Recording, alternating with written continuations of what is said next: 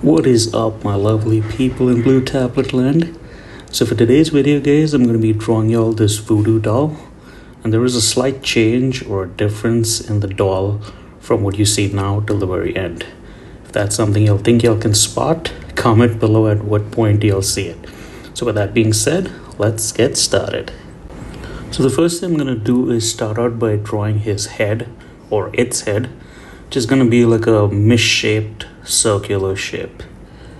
I mean, when you think about voodoo dolls, I mean, they're not really something that you see on a daily basis, and they're kind of creepy looking when you think of them in the aspect of, they got these little needles sticking out of them.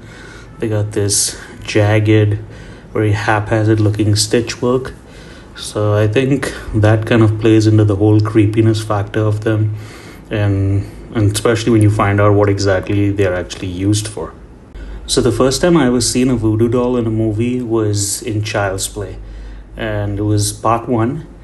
And the scene which I seen it was when Chucky kind of comes to the guy who supposedly taught him everything he knows, and he was like, Chucky, you gotta be stopped and this and that, and like they kind of get into this whole altercation and a fight.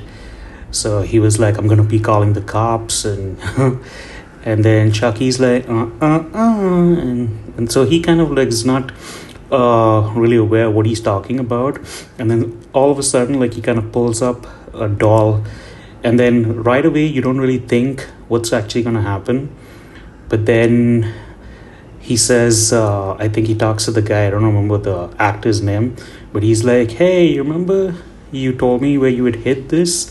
And he's like, that was a very bad move on you.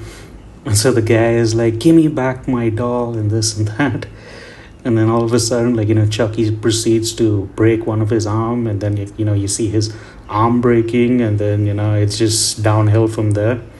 But if you think about that in real life, I mean, if there was something that was actually possible that way, that would be some creepy ass stuff. I mean, like, to think that a doll, just having your hair kind of wrapped around it, could give that doll some sort of power, or the person that kind of power who's using it to do some harm to the person. So I think that's what is, the most creepiest part about these voodoo dolls. So when I was looking up different images of voodoo dolls that are out there or actually present on Google and Pinterest, what's unique is all of them are made from this burlap sack looking kind of material, and each of them have this really raggedy stitching done on them, and then they have these buttons for eyes. So for this one, I kind of wanted to do something different and kind of make it like kind of like a square button, and kind of show that, these 2 strings are kind of going through the button, which kind of fastens it to the doll. And then for the body of it, I just went ahead and made it this kind of like almost it kind of looks like a eggplant looking shape. And I think for the most part, what I was trying to think is, how am I going to color this, because burlap is a material and a fabric that's got this very textured look to it. So I was like, it's going to be an interesting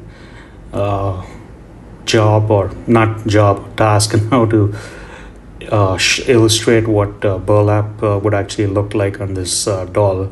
So that's kind of what I was thinking about when I was actually illustrating this. But for the most part, I think the doll has definitely got that uniqueness to it. You can't really compare it to any other doll. I mean, yeah, you have the Annabelle dolls, and then you have Chucky, obviously, but this one has got something that's unique by itself, so I think that's really what gives it that whole Halloween kind of theme and that creepy look to it. I remember watching an episode of America's Funniest Home Videos, and it was a Halloween themed series or edition. And there was this one time where one of the dads or uncles or somebody of the family kind of dressed up like this voodoo doll and had a sign in front of him that says, take one, and there was this bowl of candy. And every kid and parent that kind of came by, when they decided they were going to take the candy, kind of like just flinched and they kind of like just jumped. So I think that definitely made their Halloween spirit more realistic than they were expecting. But I think just watching people get jump scared for something they think was a non-living thing kind of really makes you laugh, when you watch all these funny videos, especially when it comes around Halloween time, or at least they have a Halloween themed edition going on. So to all of my followers watching along and maybe drawing, and to any new people that are on the channel right now watching and drawing, comment below what do you think about this Halloween themed edition, and if there's anything else you would like me to do as another playlist, because I have a bunch of different ideas, but sometimes I don't know if it is something that you guys might like drawing. But I'm always open to suggestions and seeing what the YouTube community has to say about the whole drawings and playlists and stuff like that. So here we have our final line art.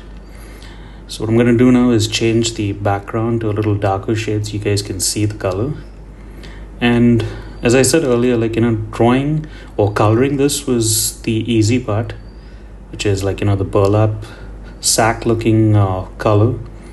But the actual challenge about this video was actually having to actually shade the doll and give him or it that burlap texture look to it, because when you look at burlap material, it's got that very rugged kind of like a canvas, or very thick kind of a canvas look. So it's a challenge in having to illustrate it, because all it is just this cross weaving of different threads to make this burlap. And what is cool, in one video that I watched of another artist I follow, he actually made a custom Procreate brush where you could just color on or color over the actual illustration, and it actually gave you the texture of burlap. So it was kind of really cool, so you have the flat color, and then when you use this brush in a darker shade, it kind of actually mimicked the whole burlap texture look to it. So I thought that was kind of cool. That's something I kind of want to try out and experiment with, making my own brushes.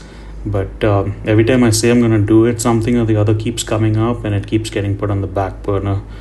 So I'm sure eventually I'll get down to it. So I kind of wanted to give the doll a little burst of color, instead of just having it being all these browns and having it being like a monochromatic color scheme. And then for the shading of here, I just kind of winged it, trying to make it look burlap texture as much as I could. So yeah, but yeah, drawing texture in anything definitely takes some time to render it, especially if you're drawing any sort of fabric, like how the light shines in different areas and how the shadows act or look. So for my other my other channel, when I do illustrations, I always try to see how I can push my level of skill to show different fabric being rendered on different skeleton characters. I think I've spoken about that on numerous times in this channel, just so that way I can get some cross YouTube action going on, where the people of this channel can kind of watch the stuff that I have on that channel and vice versa. I really like this shade of blue that I went with for this button over here. And I think personally, when you do any illustration, the use of color definitely helps tell the story, and what is the colors you chose and why you chose those colors, because something about the color kind of invokes, what is it called, a sense of emotion. And I didn't really think that was actually true until I had this one color theory class back in university. And the whole point of this class is to teach you how different uses of color go well with certain applications. When you think of the blue color, obviously, as an example, it's kind of like how when you go to a beach and you see that whole ocean and body of water, and you see that blue just kind of going off into the distance, it's just that whole serenity and feeling of calmness. And I guess something about the blue color, I think, is very calming for me, which is why I like using it in a whole lot of my illustrations. And then we have the good old green over here, and the purple, and all these other different other colors. I don't know, what is it you guys like when it comes to colors? Do you all like blues? Do you all like purples? And if you do have a favorite color, what is the reason you like that as your favorite color? I mean, do you have a t-shirt of that color? Do you have your favorite watch strap maybe in that color? Just kind of curious if other people watching out there think the same way when it comes to color and its whole application and process.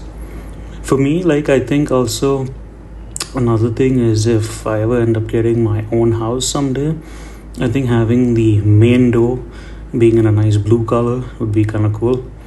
As I said, talking about the whole serenity and that feeling of zenness, and I don't know why I'm talking about doors and all this for a voodoo doll drawing, because I guess the voodoo doll kind of gives you that whole jittery, creeped out feeling, so you gotta balance it out with talking about something that's more calming and zen, like, I guess.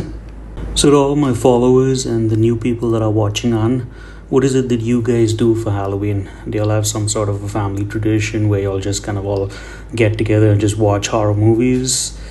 Do y'all have some sort of a party and have people dress up in different costumes and play games?